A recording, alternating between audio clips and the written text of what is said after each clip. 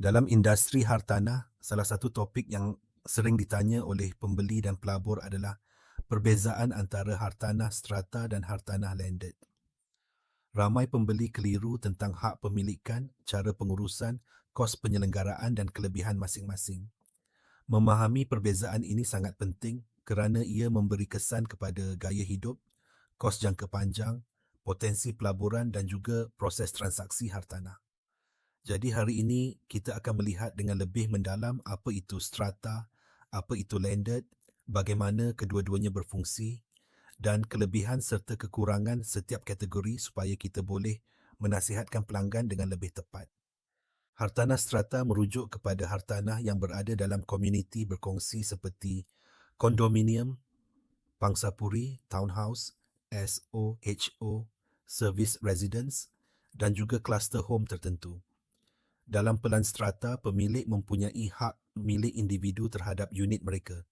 Tetapi pada masa yang sama berkongsi hak ke atas kawasan bersama seperti Dewan Serbaguna, lift, kolam renang, gimnasium, koridor dan parkir tertentu. Hartanah strata dikawal oleh Akta Pengurusan Strata yang mewajibkan pemilik membayar yuran penyelenggaraan dan sinking fund. Kelebihan utama hartanah strata ialah aspek keselamatan yang lebih terjamin, kemudahan lengkap dan persekitaran yang tersusun.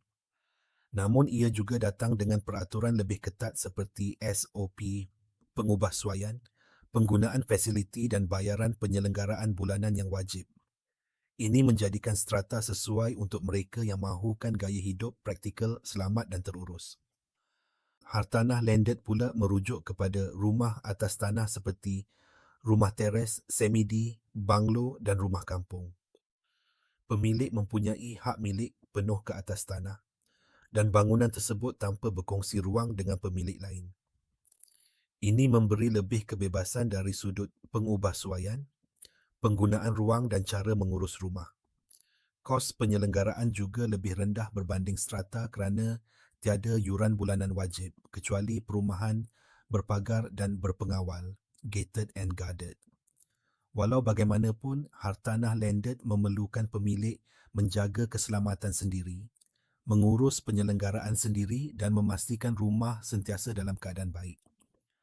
Hartanah landed sesuai untuk keluarga, mereka yang inginkan ruang privasi lebih luas dan pembeli yang merancang pengubahsuaian jangka panjang. Perbezaan paling ketara ialah dari sudut pengurusan.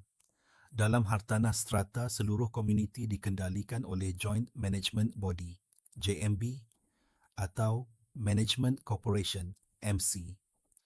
Mereka menguruskan kutipan yuran, keselamatan, pembersihan, fasiliti, parkir dan penyelenggaraan bangunan. Segala keputusan dibuat secara kolektif mengikut undang-undang strata.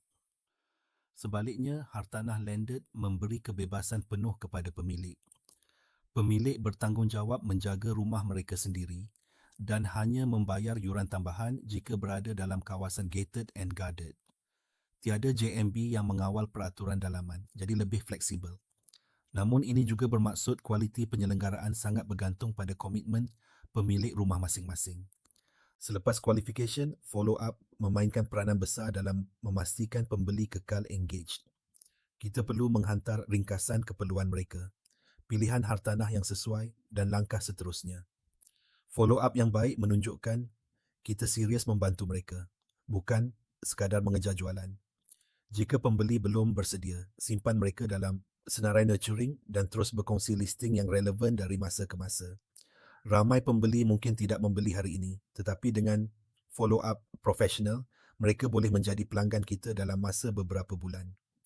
Hubungan jangka panjang bermula daripada qualification yang betul. Kesimpulannya, hartanah strata dan landed masing-masing mempunyai kekuatan dan kekangan tersendiri. Strata memberi keselamatan, kemudahan moden dan pengurusan profesional, manakala landed menawarkan lebih kebebasan, privasi dan potensi kenaikan nilai jangka panjang.